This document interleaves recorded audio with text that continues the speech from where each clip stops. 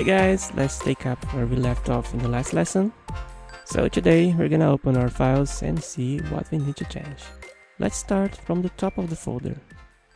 Inside the ink folder we have few things that require our attention. We're only interested in PHP files, okay? So here we don't have anything interesting. Let me check this next one, class WP bootstrap navwalker.php. In theory, we don't need to mess with this file, which is for the responsive menu, because the class creators already did all the work for us. At least in theory. More on that later, okay? I think we can start working with this customizer file. It has a series of translation strings. However, I scanned all of the native WordPress themes, as well as some files from other developers' themes, and it turns out that no one escapes these strings. For example, if I open here the 2019 theme, ink folder, customizer.php, I notice here that they don't escape anything. For example, this translation here is not escaped. So for some reasons that I don't quite understand, we don't need to make changes here. At least for now, I think we don't need to make any changes here. Maybe it's because all these strings are just returned to be displayed on the backend and not on the front end. Honestly, if anyone knows the reason, please tell me and I'll be very grateful. Now this file wc modifications.php, we don't have any string here to be escaped. So let's move on to the next file. Here we don't have PHP files. Here in the template parts folder, we have a few things to do. We're going to start with the content archive.php. So here we got several functions that start with the article the permalink, the title, for example. As I have already told you in this course, they don't need to be escaped. Actually, they are already escaped internally. So we don't need to do anything now. However, if you were using, for example, echo get permalink, which does the same thing as the function the permalink, you would have to put this get permalink inside the ask URL function, like this.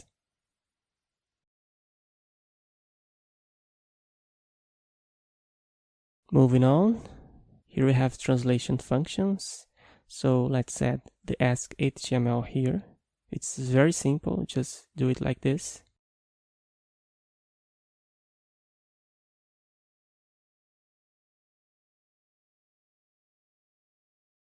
And here on the date, we have an example of what I just explained before. As we're using the function that starts with get, this one get the date, we need to wrap it up within the ask HTML function, since what is being printed out on the screen is just HTML content, okay? You might ask me, so why don't we use the date function instead? It's because the date only brings the date once per page. So on an archive page, where we need to show the dates of all the posts, you cannot use the date. You could use it inside single.php because I only need the date once on the screen, but here I can't, okay? We need this function, get the date, not the date only. Two more strings here. Let's add the ask HTML function here too.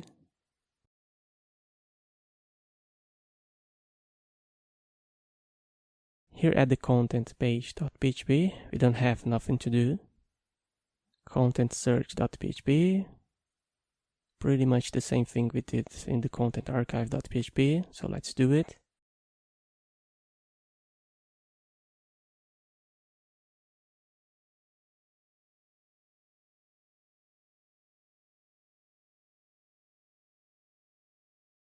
Okay, finished. Let's go to other one, content single.php.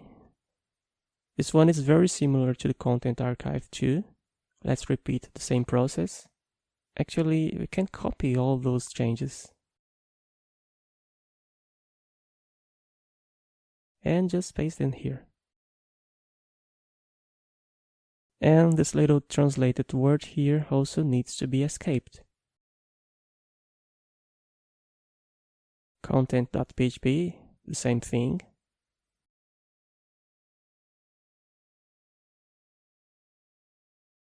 Now we got this folder here, WooCommerce, but it's empty, so we don't need it. I think we can just delete it. Okay, it's gone.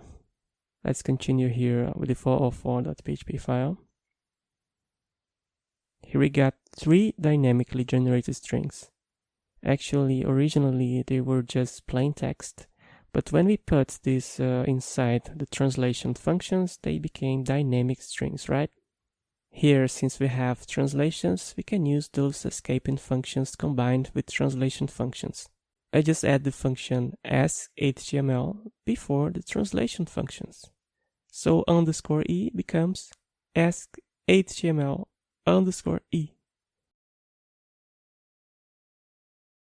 And double underscores becomes ask.html double underscores. Simple as that, okay? It's interesting that if I take the 404.php file from one of the native themes, you see the developers don't care too much about this. Look at that. The WordPress theme itself doesn't care too much about escaping these strings here.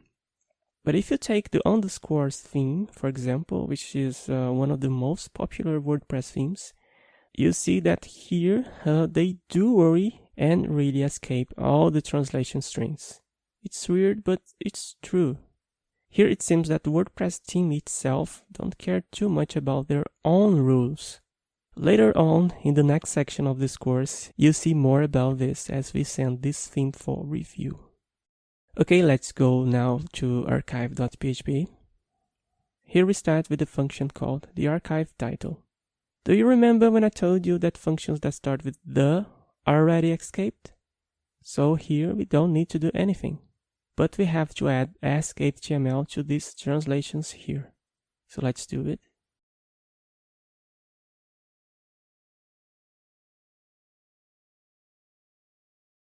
The comments.php file is an original WordPress file. Let's leave it as it is. You will understand why later. In the footer.php file, we have this piece of code that shows the copyright. We have to put it inside the ask.html too.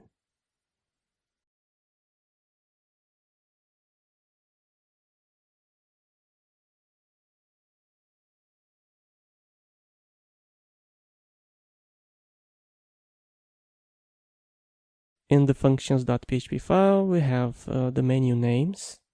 They are also inside translation functions. Let's just add the ask.html too.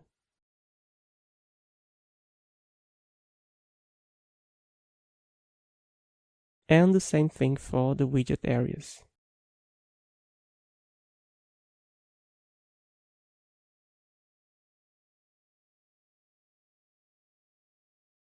Let's go to header.php. Right here at the beginning, we have a command that shows the URL dynamically. We'll have to add the ask URL here, like this.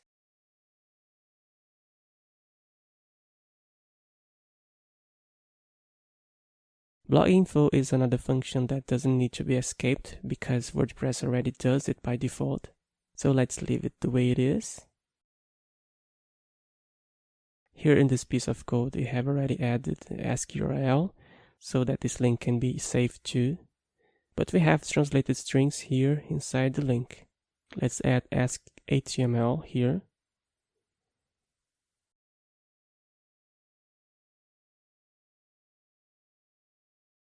Here we have one more link being generated by wc get card URL. So let's call the ask URL here. Here we got other HTML content being generated dynamically. So ask HTML too. And finally, one more translation. But pay attention to where this translation is located. It is within an attribute of a button. Since this is an attribute, we need to escape it like this. Ask attribute _e. Okay? And we need to replicate the same changes we made in archive.php here in index.php too.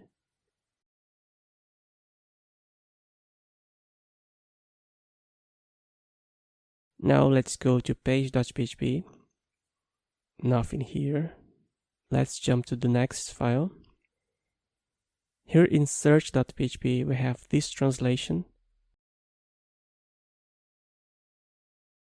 Here an exception, this get search query doesn't have to be escaped because it is already escaped by default. The same for get search form. And here below we get more translations.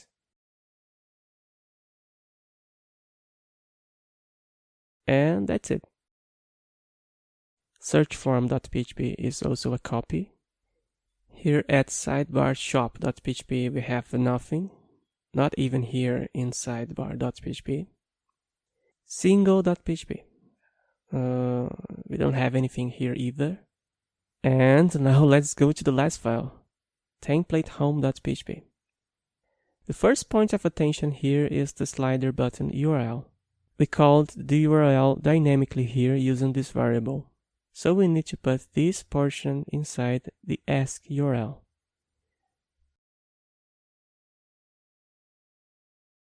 And here in the bottom text, as it's just plain HTML, let's call ask HTML.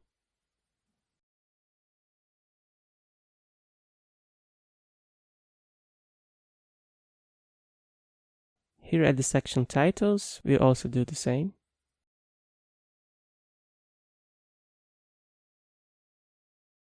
In fact, for all the section titles.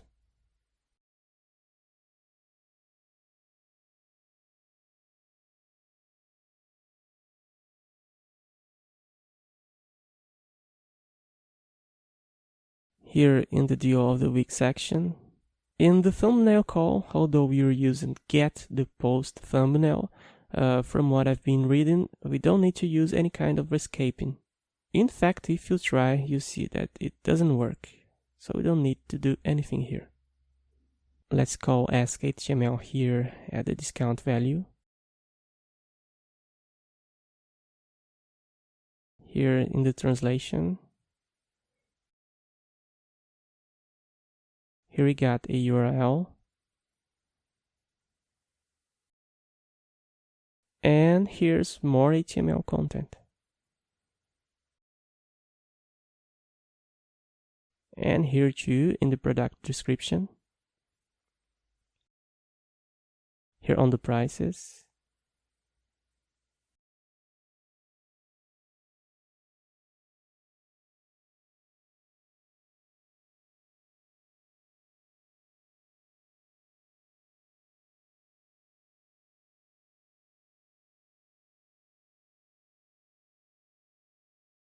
Here's another translation.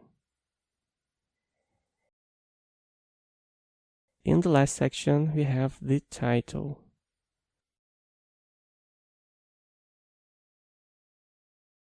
And here below a translation. And let me scroll up this file. I left these examples here to the end because maybe it's more difficult to understand. All of these variables here needs to be escaped too. But this time you have to use the ask attribute function, not the ask HTML here, okay? I don't know exactly the reason why it is like this, but it has been recommended by the WordPress theme review team. So let's do it.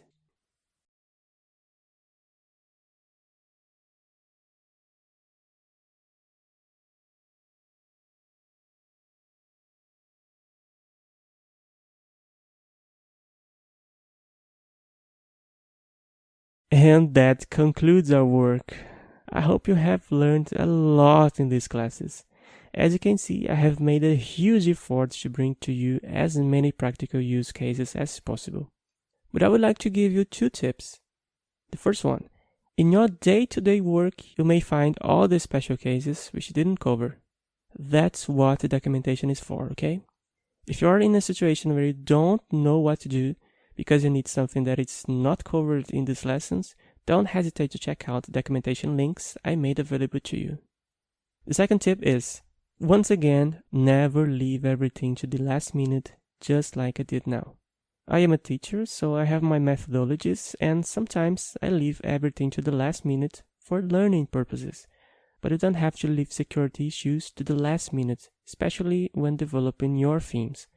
In fact, security always comes first, right? So that's it, but our work is not finished yet. You still have a lot to do. In the next few lectures, we're going to look at our code very carefully and see if it's following all the WordPress coding standards. So until then, happy coding, guys!